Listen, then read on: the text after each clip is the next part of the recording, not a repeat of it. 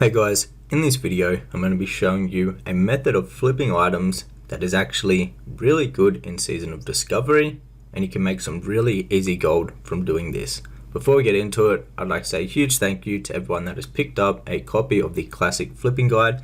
This is for Era, Hardcore and Season of Discovery.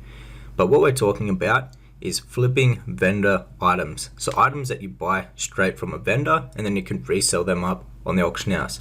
Like, look at the rune of teleportation. We sold it for 49 silver, and they're extremely cheap. I believe they're like 9 silver to buy. A couple recipes that we got were like 14 silver to buy, and we sold it for like 94 silver, which is just insane. Now it only takes a couple of seconds or a couple of minutes to set this up and to buy the items. Now there are some basic items that are really easy to get that are in like the capital cities, and this will only take you a few minutes to run around and buy these all up, and you can have them posted up on the auction house just whenever you're relisting your items.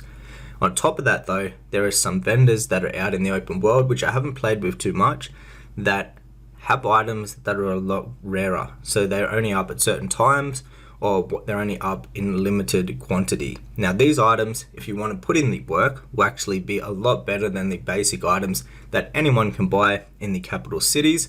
That's what I've just been messing around with because it only takes a couple minutes to set up and get going. But if you want to take this the next step further, what you can do is you can go ahead and you can find the vendors that are out in the open world and hidden in certain locations that have limited items on them. And these items you're going to be able to do this a lot better with, because the barrier to entry is a lot higher, because you actually have to go out and you have to find the mobs, the vendors, and there'll be less people that are actually selling these. So what we're going to do is I'll show you how to set up TSM so it can have your operations posting the items at a way where you're always profitable for doing this sort of thing. So what you want to do, first of all, you want to create a new group, and now every time that you buy a vendor item that you want in this group, you simply just add it to that group. And this is the operation that I recommend using. So there is an operation which is called vendor buy. So we have 120% of the vendor buy, which means it's going to sell the items 20% higher than what you actually pay for them from a vendor. That is the minimum price.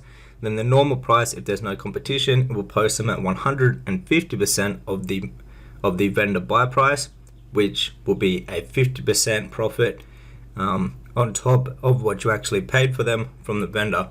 So this seems to work really good. And now you can set this group up. You can pretty much just post with all your other items whenever you're posting up on the auction house, and you pretty much just buy them and you can set and forget it, and you just continuously keep on posting the items. Now once you sell out of that stock, you can just go ahead to the vendor and you can buy more of the exact same item that you've sold out of, just to restock up on the items that have been selling. And this seems to work really well. Like I mentioned, it only takes a couple minutes to go around and get a bunch of different vendor items if you're just doing the basic vendor items. But if you want to take it to the next level, what I'd recommend doing is searching up on Wowhead. Now I didn't want to share all, there's a couple of really good locations with vendors that people don't really know too much about, but I didn't want to put that up in a video in case I'm wrecking someone's vendor flip. But it's very easy to find out where these sort of items are. You can just go on Wowhead and you can search up all the different sort of vendors, and this way you'll be able to go out. If you find a vendor that not many people know about or buying from, you should be able to control that market, and you should be able to make a lot of gold from simply just buying an item from a vendor using this TSM operation that I showed at the start of the video. I'll actually put it also in the description of this video. So it's very simple. It's basically a percent and then it's vendor buy. And so the percent, you can play around and change the percent from the min price to, if you want the min price to be like 150%, that means you'll have 50% profit on every single item minimum that you're selling. But the majority of the time it's going to post a lot higher because it undercuts the competition. So if the competition hasn't posted for a much higher price, then you're going to post undercutting those people, and you can make even more gold from doing so. But this is just a very simple way. It's a great way to start out, especially if you don't have too much gold. You can just go spend like literally less than a gold, and you can have a bunch of items that you can resell for a profit.